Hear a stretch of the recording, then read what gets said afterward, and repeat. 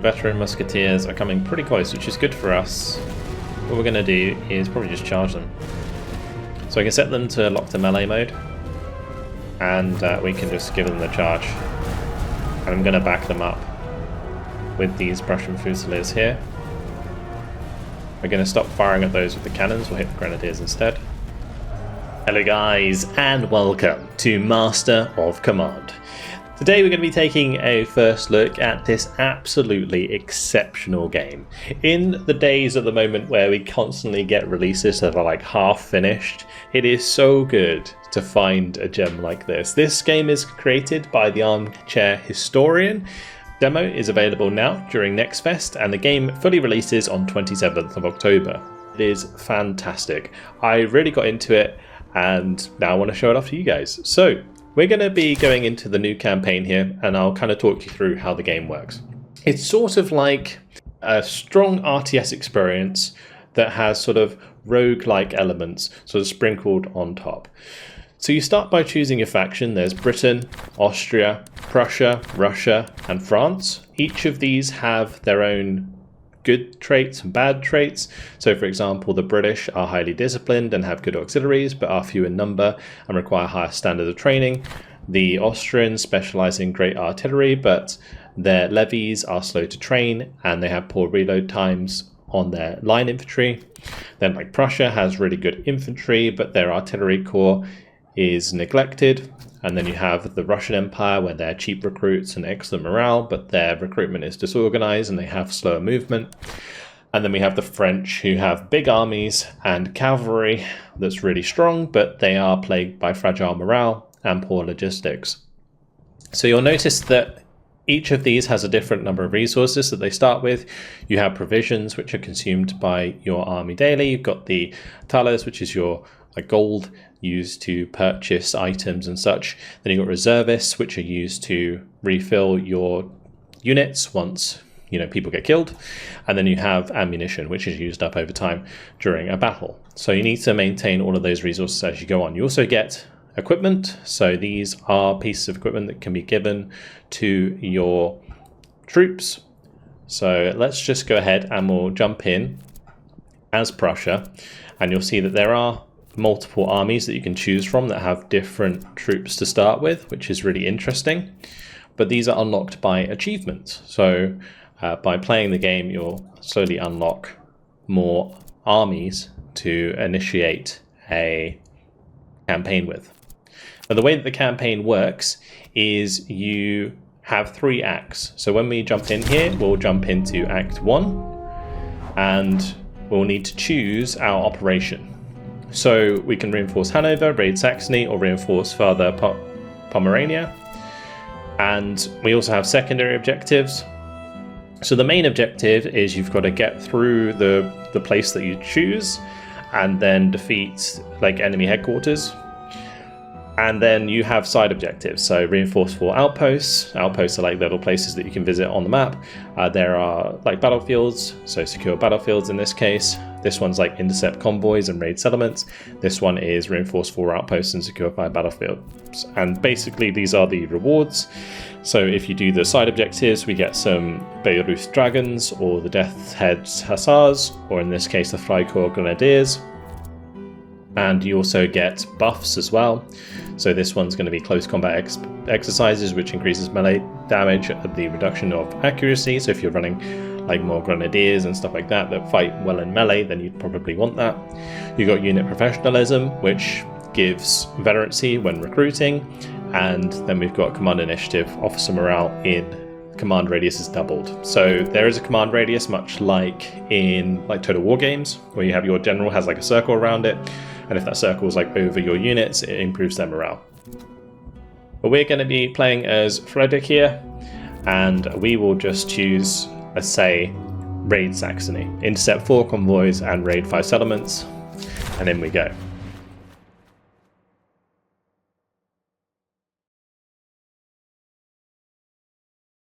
So this is going to be our Act 1, and we'll be running through from beginning to end. You'll notice here on the map, we have this big map in the background.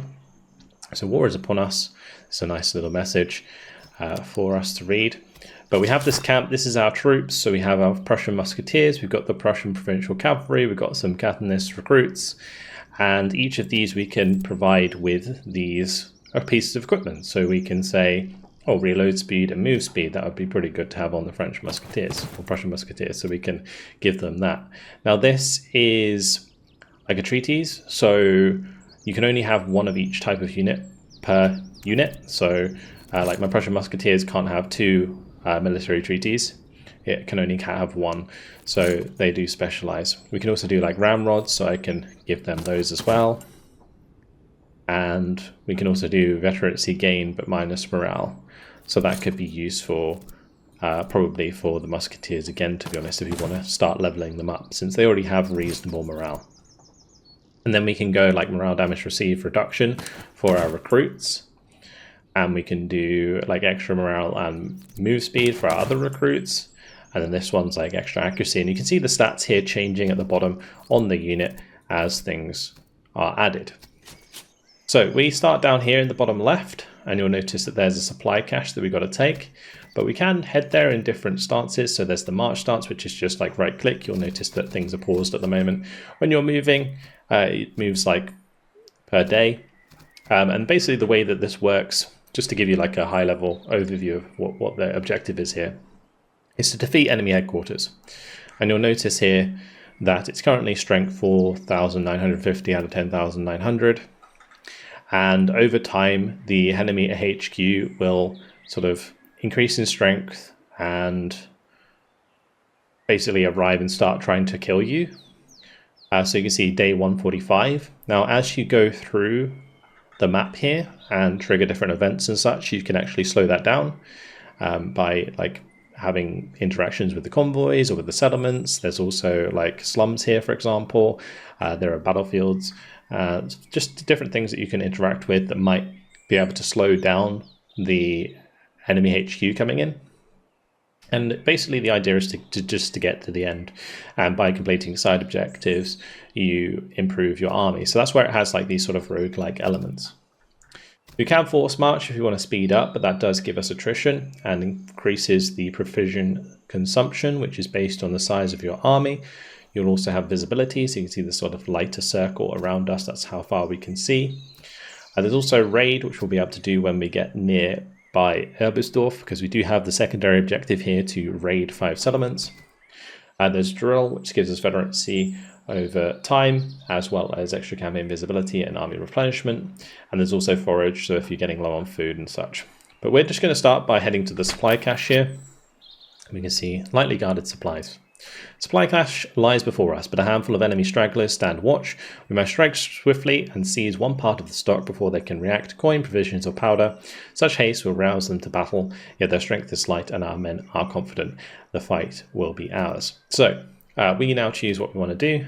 So in this case, probably just going to go for food, and then we'll have a fight against a small army here, which we can right click. And we'll get the Battle of Erbisdorf.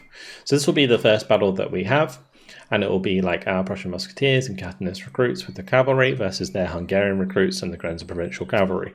As you continue throughout the game, the armies get bigger, you recruit more troops, and the enemies will get stronger as well. You'll have higher veterancy units that you're using. But here we are in battle, and now we fight over this terrain, which is really cool. So the rules are very similar to like Total War in the way that things work, but like in terms of buildings here, you can't like occupy the buildings. You kind of stand nearby them, and they give you a defensive bonus. So different terrain gives you like positive and negative modifiers.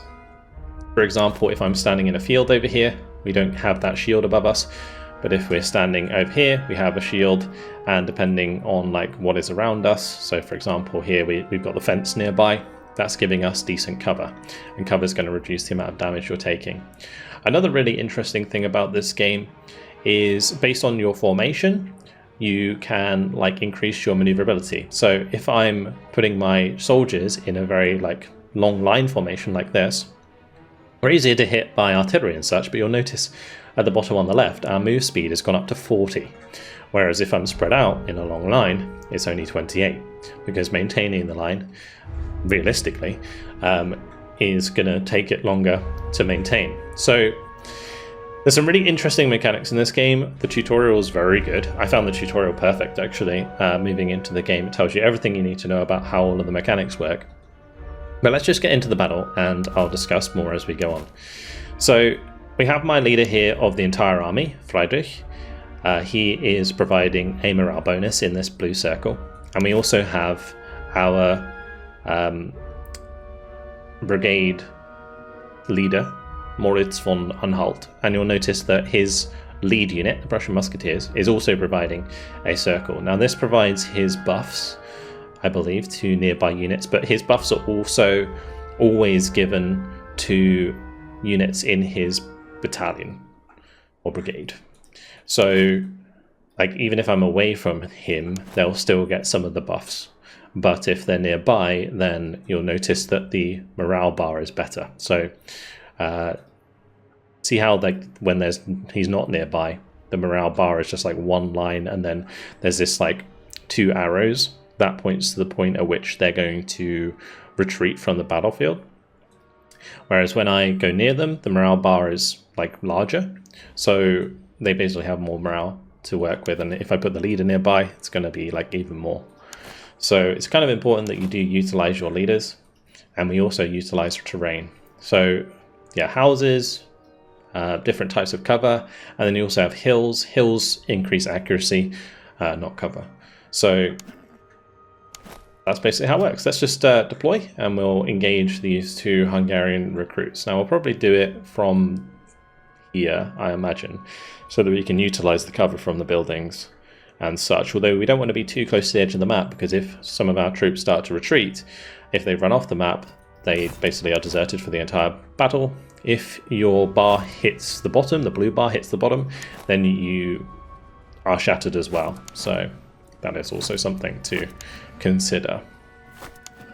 We'll keep my provincial cavalry in the town to the left, and we'll just speed things up as the opponents come towards us, and you'll notice well, start to notice once we engage the pace of the battle, which is one thing that I really enjoy. So we're getting decent cover here, 45% cover for them.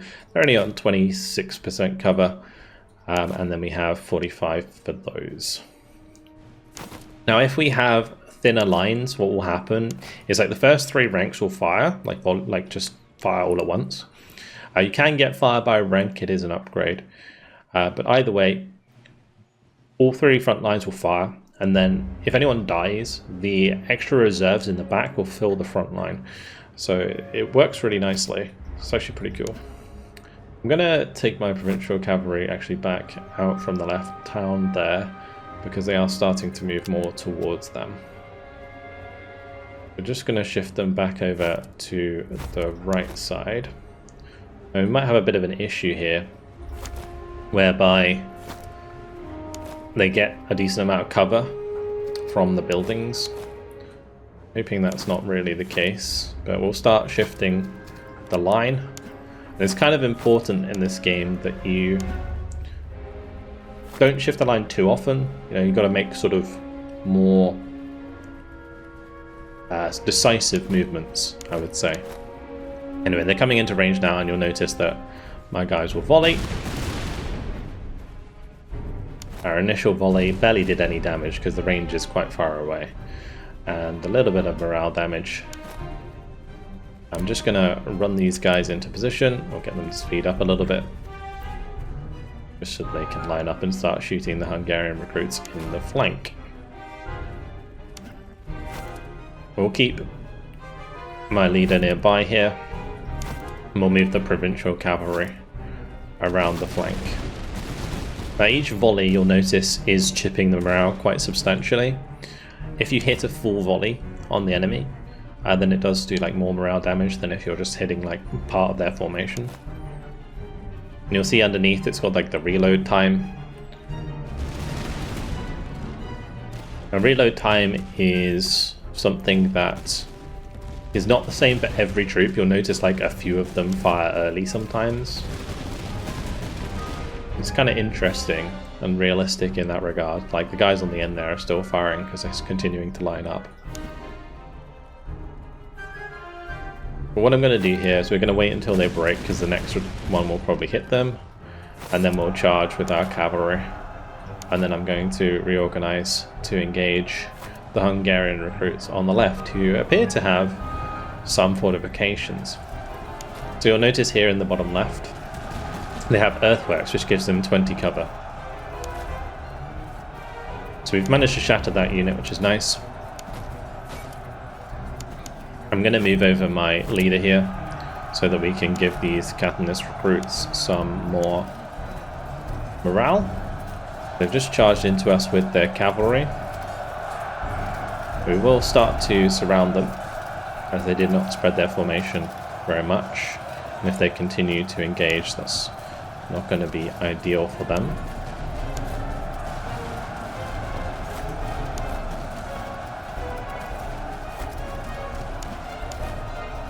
You don't want to engage with your general. Your general's very, very weak. They can be pretty good in combat if you upgrade them, and they can kind of turn around a close fight. Like if I push them in now, this will probably take down the morale of the Grenza Provincial Cavalry just enough to make them retreat. But you don't want to do that very often, because you'll notice that my general was starting to kind of overcommit, and he gets killed. It's really, really bad for your army.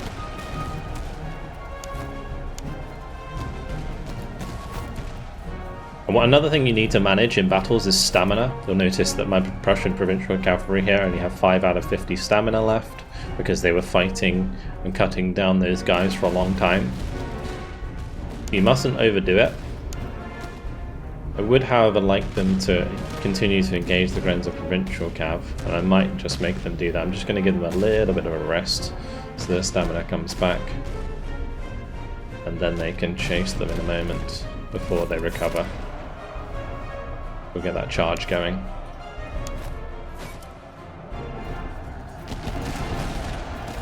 And that will stop them from recovering.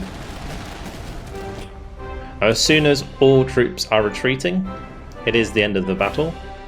It doesn't matter if you run them down or not, necessarily. The main thing is that you shatter them, and then you leave them be.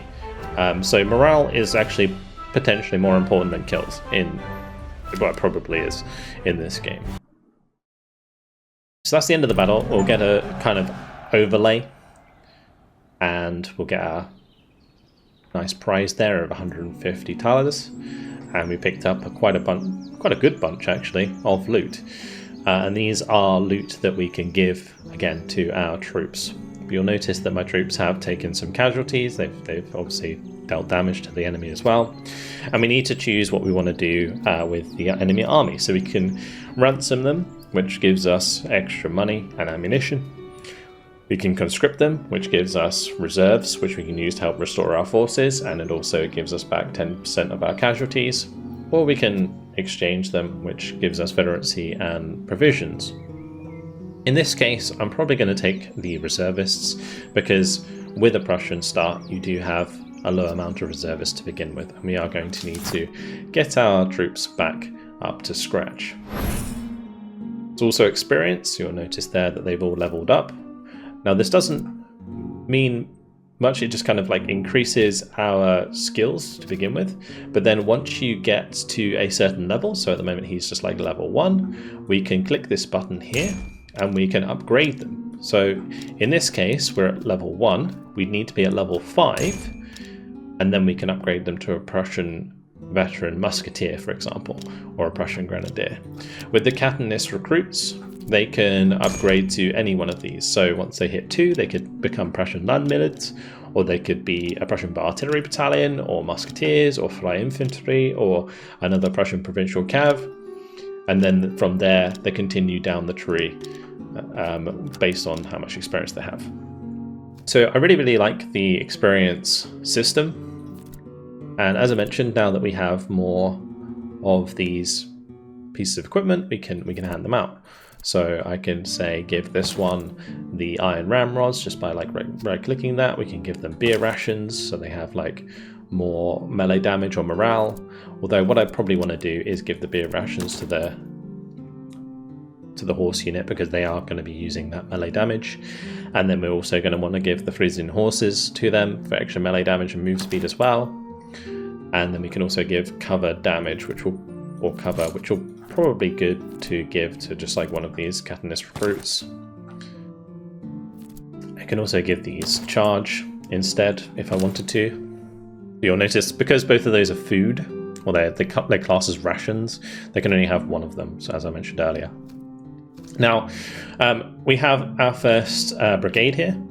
We can add another brigade for 300, and that will allow us to add more units.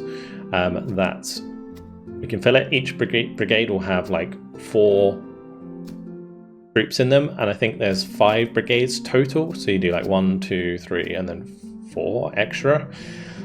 In order to use our reservists and ammunition, you'll notice that we have our health here of our units, so if I want to max them out, we can slide it like this, and then they'll recover a certain amount per day. Same here, so they'll recruit 112 per day, and you'll notice that per man I've lost, I've had to replace. So we're back down to 94 reservists if we want to fully replenish our army. And then for ammo, you can see here, it's the same deal. I can do that. I can also just click this button if I want to add to all of them. Same with these. You can replenish like the entire brigade or the entire army if you have the access to do so. So in this case, we'll just replenish everything, and then we carry on to Erbisdorf. So I'm just right clicking where I want to go, and you see the X pops up where we're moving to. Now we can go into the towns and we can recruit new units. So if we have space in our brigades, we can recruit a new one. You can also just recruit them anyway and keep them as like a reserve. So I could recruit them, have them up here on the top right, and then if say one of my units gets damaged but I don't want to like use reservists to make them whole again, I can switch them out. So that's one thing you could do there. There's also a town square where you can buy like food, and based on the buildings that you have access to, you can buy different things, and each of them has different abilities and sort of affects your troops in different ways. For example, stables sells different horses that I can use to like upgrade my horses. I can get my guys some better weapons, the heavy sabers for example, and you can also sell loot that you've picked up over time. So there's all that, and then at the top we have the ability to like replenish our reserves, our provisions, our ammunition, and in this case we can see that there is a negative modifier on this town, which is empty stores, so fewer items at shops. So that's all good. We don't want to buy anything. I might want to maybe grab some more reserves, so we'll just spend 60 on that. And then what we're going to do is head back to the main map, and we're just going to raid the town because, yeah, that's going to give us some money. So we get extra 3 money and 4 provisions per regiment in the army daily whilst we're raiding. And we got to raid 5 settlements here for our secondary objective, so we just click raid, and then over as the timer continues, you'll notice that we lose line of sight, but we're just raiding this each day until eventually it gets destroyed. And by destroying it, we pick up some rewards. So in this case, we got light saddles, and we got elevation screws, which is a bonus for artillery. And Erbisdorf is completely pillaged. And that's going to be 1 out of 5 on the raid settlements, and then we carry on to our next town. And I really just love the gameplay loop in this game. It's fantastic. Now, because we're kind of going through the swamp here, it's giving us a little bit of attrition. So we're going to go around the swamp, and then I'm going to head to this encampment. And you'll notice that the encampment will probably get like a special thing pop up. So, and then you've got to make a decision based on what's at the encampment in this case. So this camp was abandoned in haste. Cooking fires still smoulder, scattered kit lies strewn on the grounds. The enemy must have left in a great hurry, though the reason is not immediately clear. We may strip the camp for supplies or take time to pull up the works entirely. The latter may draw attention, and it is possible a patrol may return before we finish. So we can take some supplies and leave. We can take some equipment and leave. We can absolutely ransack the camp, but that's going to give us a chance of facing a large enemy field army, which we probably don't want to fight at this point. So we probably just take, say, some supplies and leave, and then we carry on. And then we'll be going over to Gross Hennedorf. So that's kind of the gameplay loop, and you just carry on. You maybe visit a bunch more places, raid them, because that's your secondary objective. You have the convoys here that you need to intercept, and they'll have different sort of events that pop up as you go. And it's really, really cool. But what I thought I would do, since I've already been playing this a little bit, we'll head back to a save I made earlier, where I'm now in Act 2. And you'll notice like my army and how many troops I have. So in this case, we're up to 3 brigades. I've got a brigade in the center, which now has Prussian veteran musketeers and some Freikorps musketeers with the provincial cav. I've got a 3rd brigade, which doesn't have an officer yet, but it just has my recruits. And we've got another brigade here that has my heavy infantry, so Prussian Fusiliers and Prussian Grenadiers. There's also some Freikorps recruits in there, but I have them there just to receive the buffs of von Füll. I don't know if I'm pronouncing that correctly, but either way, he has minus ammunition consumption and plus reload speed, and he's also got morale damage received. So that's good for when these guys are charging at the enemy. They do take more fire damage, but once they get into combat, they're very, very good in melee. You'll notice they have like 49 melee strength here. These guys are on 48, and they also have a very, very good charge. Whereas like my line infantry is like low on charge and melee, but they have, good morale. They've got good range and accuracy on their guns. So these are the heavy infantry that charge into melee. These are the guys that kind of hold the line in the center. And you'll notice we got a bunch more equipment and so on. And this is the beginning of Act 2. So we found an emergency cache, and this cache was laid down in haste before the ground froze, and though it holds a fair share of coin and cartridges, there is precious little food to be found. The land is no longer yielding as it once did. We may still collect what remains, some powder, some coin, but the rations will be thin. So we'll just take some extra there, and then we carry on. So again, we moved into Act 2. I've got to defeat the enemy headquarters, which is over here. And we've got to reinforce outposts in this case and secure battlefields. And if you click the flags, it will show you where all of the battlefields are, and if you just hover it, they'll also be highlighted on the map. So what I'm going to do in this case is we'll probably head south after heading to Angermunde, and over time I'll be replenishing as we carry on. So you'll notice my army strength each day will get better.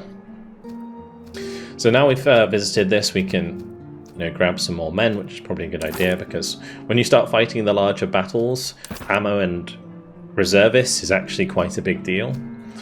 In the barracks, we might want to recruit some more troops. So in this case, I'm going to grab some more Catanist recruits, and we can also sell anything we want and buy some more. So in this case, there's some excellent half-gators and also excellent tompions, which will give us +8 accuracy, which is a pretty nice one. So maybe I want to buy those because they are sort of legendary equipment by the looks of things.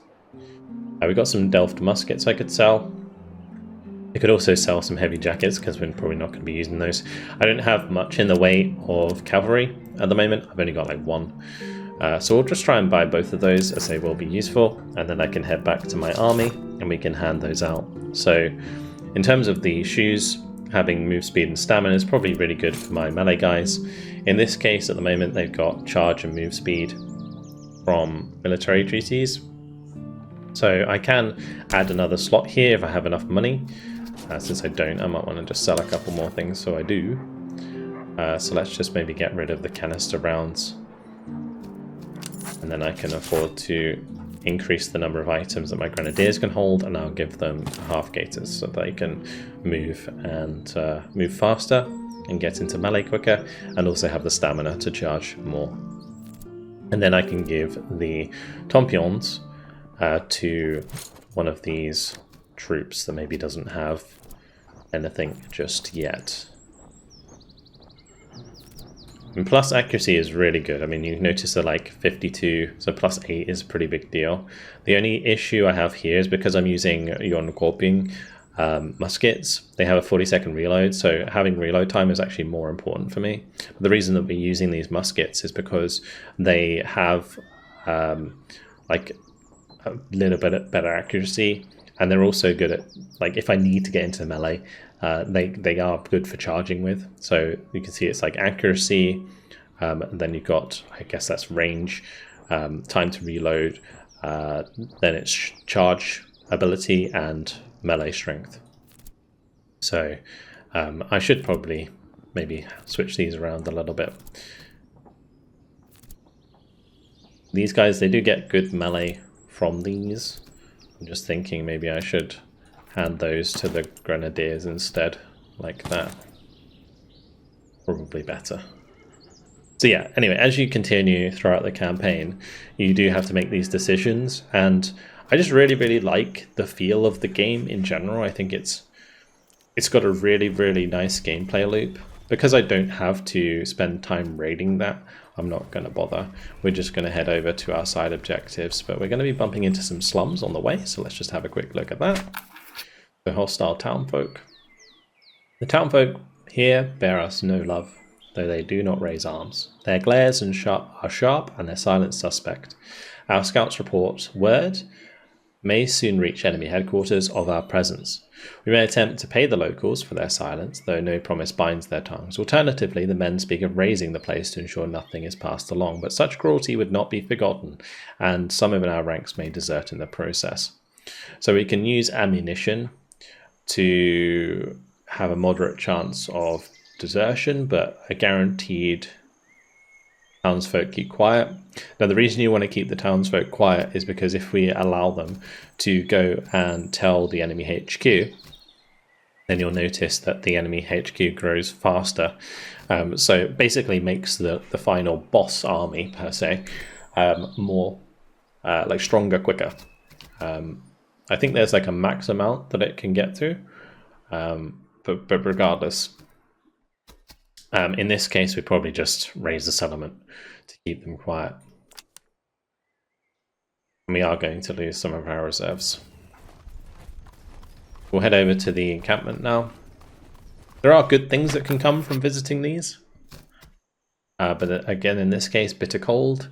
A friendly company is encamped here, but their condition is dire. Bitter winds cut through the tents. Many are wrapped in rags or bare blankets. They ask for warmth we can spare, blankets, pelts, anything to drive off the cold. In return, they offer thalers from their own stores. They have little, but their gratitude appears genuine. So if we have a blanket, we can give it to them. If we have a pelt, we can give it to them. You can get pelts from like hunting deer and such if you bump into them. We can rescue them, but that requires us to have the doctrine, Tyrolean mountaineers, or Carthaginian spirit. So in this case, we can't help them, and we have a moderate chance of desertion. Which it looks like we got away with. So you'll notice that there are requirements, and you get these items from doing and bumping into different events. You can also get different traits. So up here, you'll notice these are ours. So I've got the Canton system, Junker, aristocracy. We've got the preserved rations. I picked up Oblique order and infantry focus. So there will be events where, you know, these traits that I'm picking up over time can help me complete those events. We're going to head over here to the settlement, and we're going to grab ourselves some more reservists, and I don't really have any money, so I could maybe just sell some more things. And I could get rid of this silver gorget. The reason I'm holding on to it is because it can be used to complete events. There is some really nice artillery here. It's a shame I can't afford it. 1,000 price for a 45% accurate gun. Very, very nice.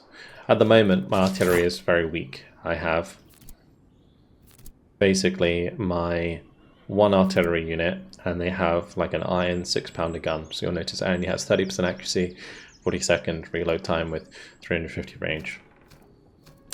I'm just gonna get them back on their feet because they've started to desert over time. Could also get rid of the captured regimental flag.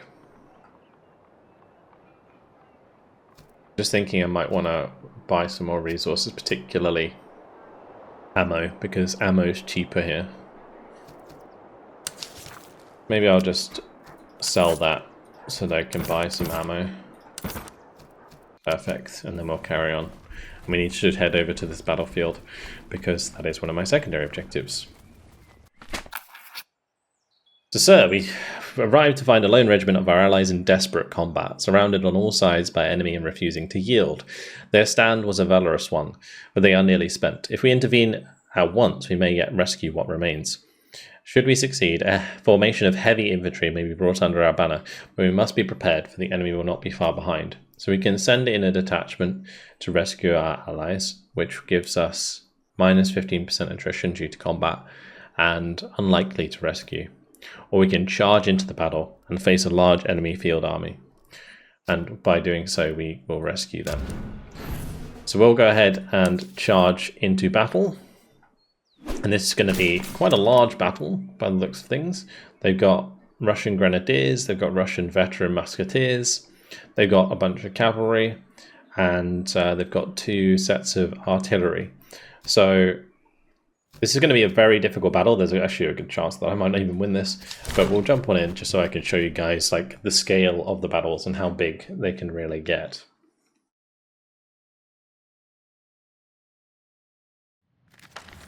So here we are, same map actually as the other campaign, which is kind of a coincidence. There are quite a lot of maps, so do bear that in mind.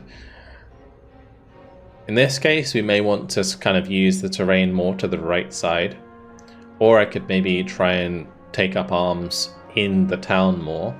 I could use my grenadiers to really fight well in the town against enemy infantry at close range. They have a very high veterancy army.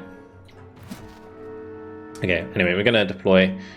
I'm going to put my fusiliers and grenadiers into the town here on the left hand side, and then we're going to have my Russian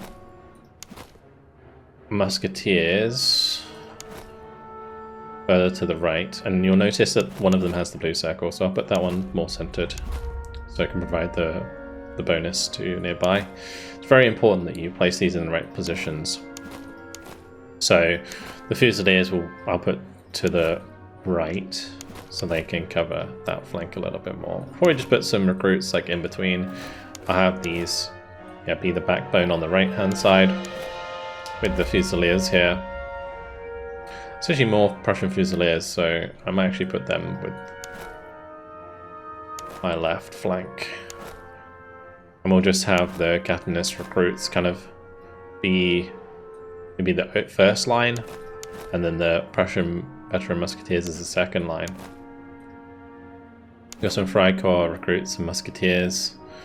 We'll probably just spread them all out towards the right side after the start. We also have a supply train, so this can give more ammo to my units as we carry on with the engagement. We'll have the Prussian provincial cavalry ready to help the fusiliers and the grenadiers, and I'll keep my general to the right hand side to make sure we have morale for our recruits.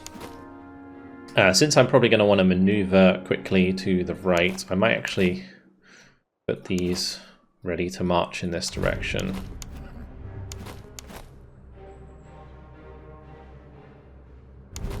Just got to be careful of the enemy artillery. I don't know how effective it's going to be.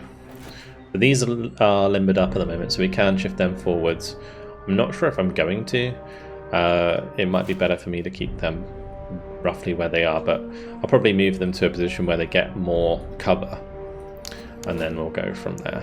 And these Freikorps musketeers can just be my reserve. Alright, off we go.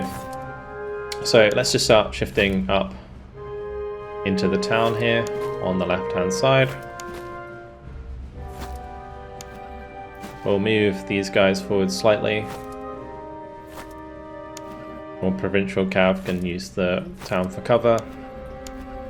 And then we're going to have the Catanist recruits over here. These guys have their own cover, so we can somewhat spread them out. And these two can move up on the flank over here with the Freikorps recruits.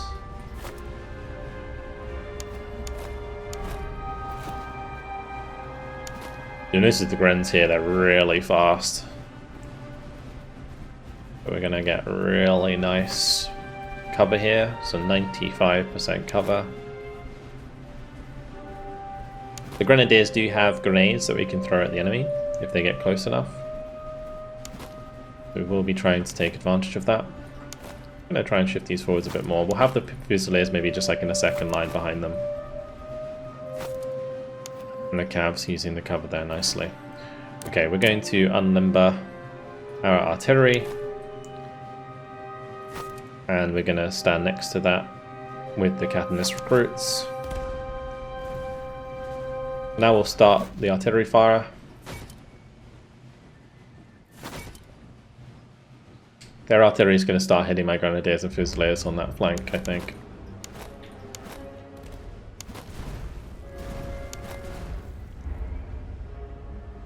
But as long as I'm keeping good cover, I'm hoping that we can avoid some of that fire. And we'll keep the cavalry out the way. I'm going to spread them out a little bit more. So what I'm going to have to do here, I think we'll try and overwhelm the grenadiers with firepower in the open, whilst a lot of the fire is being put onto the grenadiers and fusiliers. Since that is going to be the case, we'll move my leader over here as well, but I'm just going to have to dodge a lot of those cannonballs. I'll move my Freikorps just to cover the left flank of the cannons.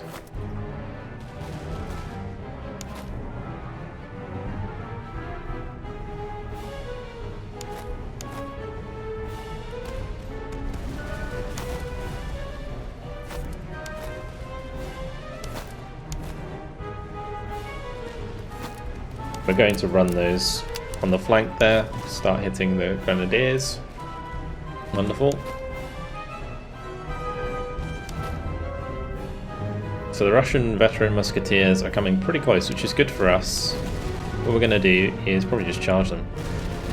So I can set them to lock to melee mode, and we can just give them the charge. And I'm going to back them up with these Prussian Fusiliers here. We're going to stop firing at those with the cannons, we'll hit the grenadiers instead. And into melee we go. The Prussian Fusiliers are really, really good at melee, and I'm going to back them up with my second unit. I'm not sure how good their Russian musketeers are, but we're going to get in there ASAP because my guys look like they're going to break.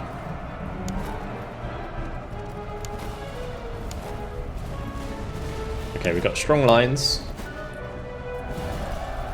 A second charge here, it's going to be really good. We should break the Russian veteran musketeers, or at least do a lot of damage to them.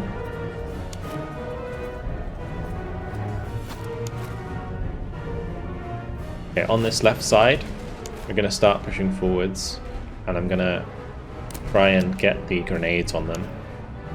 Then we'll charge with the Grens, we'll back them up with the cav.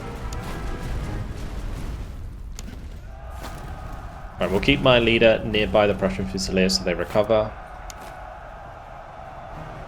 Enemy Cossack cavalry coming in. I didn't mean to charge there, but that's okay. If we can match the charge, we'll do a decent amount of damage. Oh, I didn't mean to charge the musketeers or the grenadiers in. It's a bit of a mistake on my part.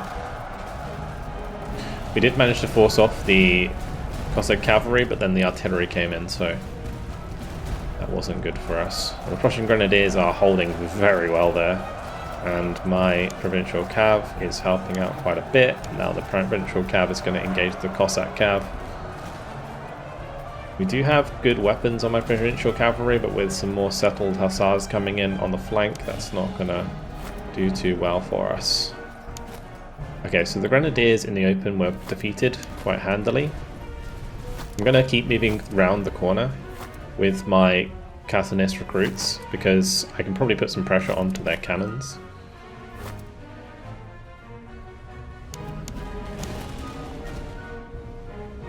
I'm going to bring the Catanist recruits to the left side of these cannons. Hopefully we can recover the Prussian Fusiliers.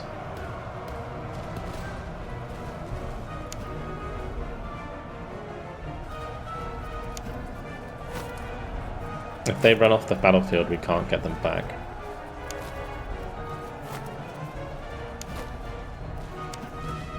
My provincial cavalry there are doing a really good job.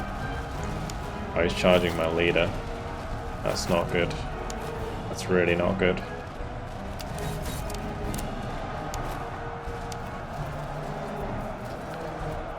Yeah, so as you can see, your leader is very, very vulnerable. But we did manage to make the retreat. Because Frederick is legendary. Like, he has a trait called legendary where he's actually pretty good in melee. Alright, let's just... I thought they were fighting, but they're not. The Prussian Grenadiers were just taking shots for free.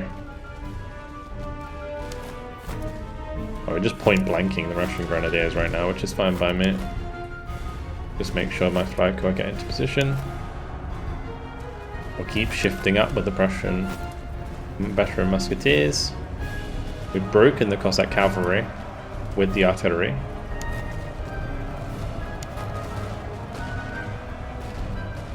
Okay, the provincial cav is gone.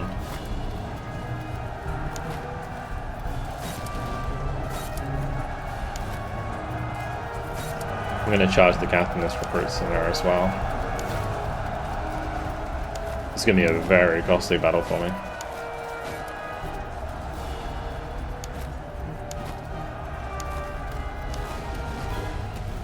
What I might want to do here is charge this Grenadier squad from both sides. Just to break them. How's my leader doing here? We need to bring him over.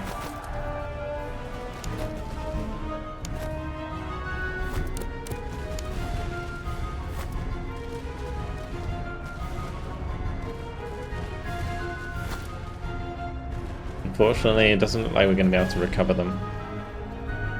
Maybe the Prussian Fusiliers will recover.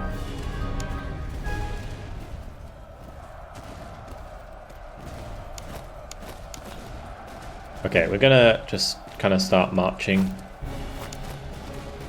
towards the cannons. Grenadiers are gonna be out of there for sure.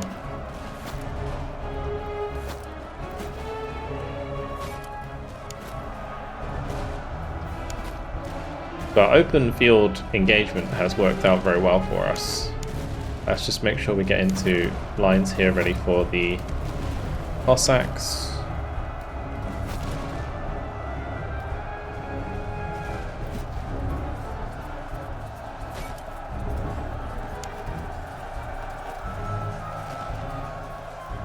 Left flank is looking pretty bad.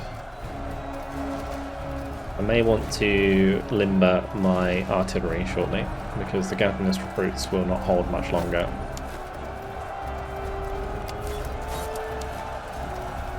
We'll charge into the side of the Fusiliers there. That might cause quite a lot of damage. Yeah, let's limber these back up. The Capitalist recruits might recover, but my artillery is getting out of there. Unfortunately, their cavalry actually broke my infantry.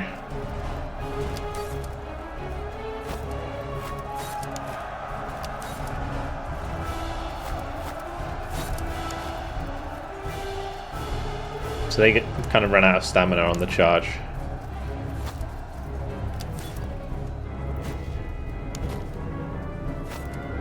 Right, we'll turn around my veteran musketeers now.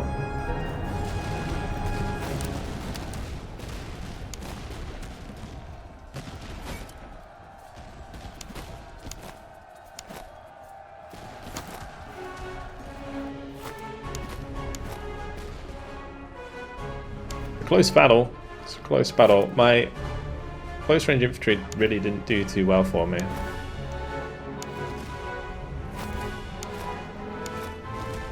I got decent cover there as we engaged the Russian musketeers.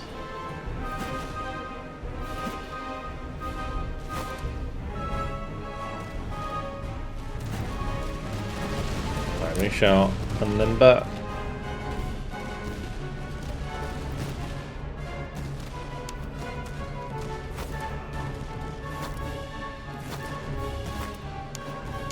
Because they're continuously in combat, the stamina is dropping.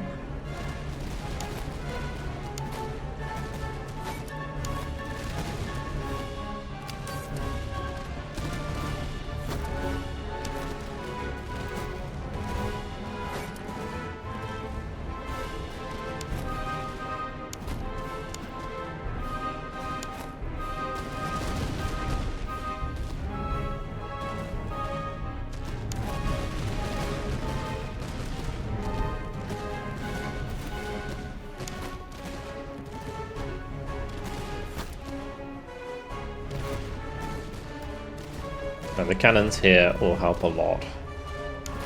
Gonna shift the line a little bit there. I'm allowing my recruits on the right flank to recover their stamina.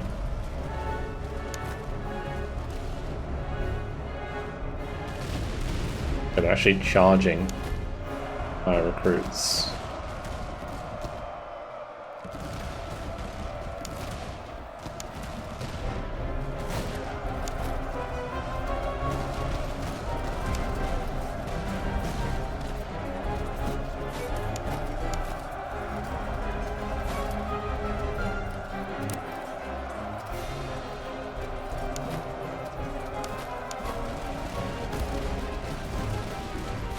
Okay, these captain's recruits are ready to go again. So we'll keep engaging those musketeers.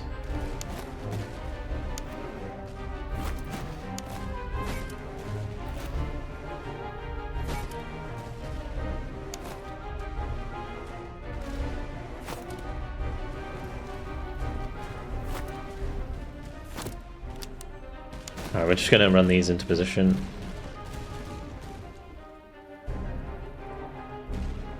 We've soon taken out the musketeers there.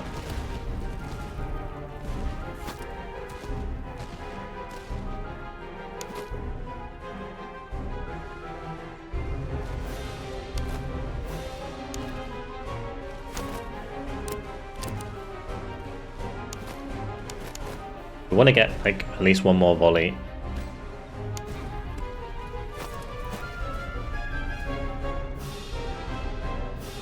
Using the artillery to whittle down the morale of the veteran musketeers further behind.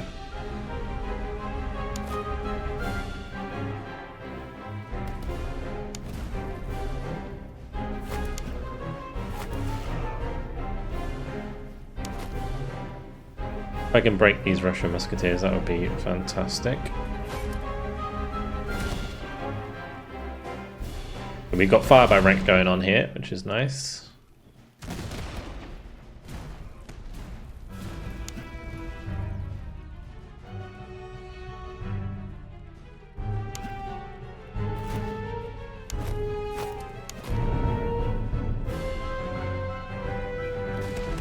These Capitalist recruits, once we get close, will spread. And then we can charge. I'm going to bring these other musketeers over here. And these Freikorps recruits can carry on to the next artillery unit. Good. We can get the second line now to engage the veteran musketeers instead.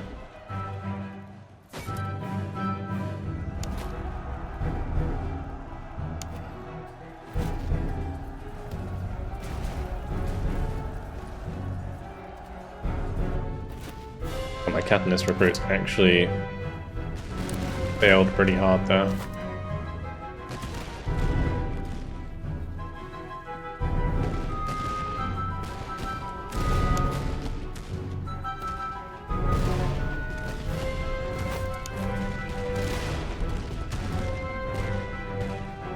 I'm just going to get these to run straight into melee with the artillery there.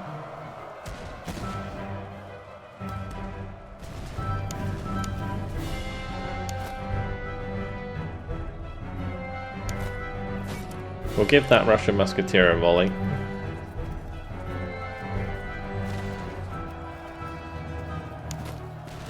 Just so they don't come back. And then we'll move on to engage these Russian veteran musketeers.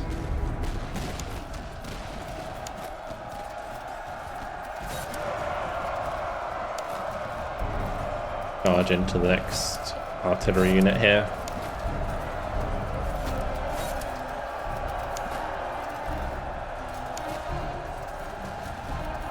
Good, they are broken, and they'll shatter very quickly.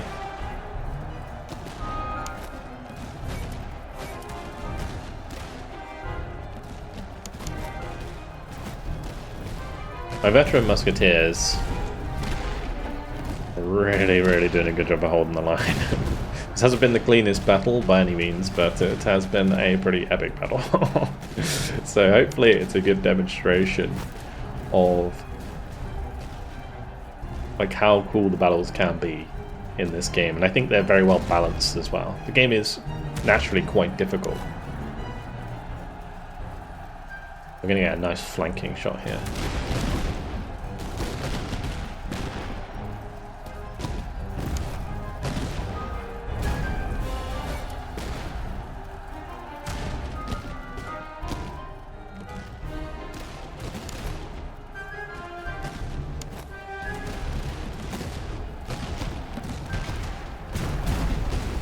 You see there that the fire by rank is hitting them over time, and it's doing, rather than getting one big chip of morale damage, we're getting like smaller but greater overall chunks of morale damage coming through. The way we played it on the right flank here I think worked out really well, just like isolating the grenadiers out in the open. Unfortunately my grenadiers in the town didn't hold as well as I'd hoped. Otherwise that would have been a pretty good idea. But there we have it. Victory as the last unit runs from the field.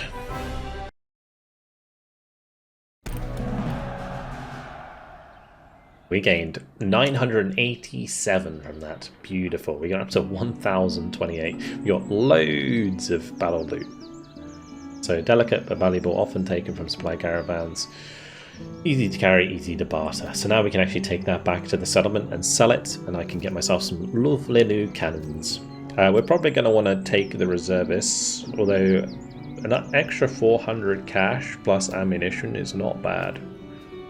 The veterancy is nice, but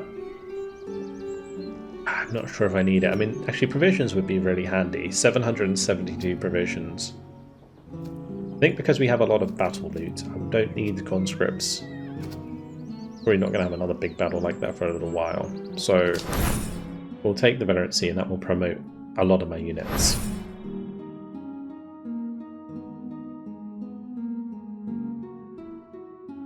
You'll notice that these can now be upgraded, so we can change them from Russian artillery to Prussian field artillery, and that will increase the reload time, but also increase their accuracy, morale, and give them a little bit more regiment size. So that'll be nice. A little bit of an upgrade there for them, and we'll get them a nice artillery piece as well.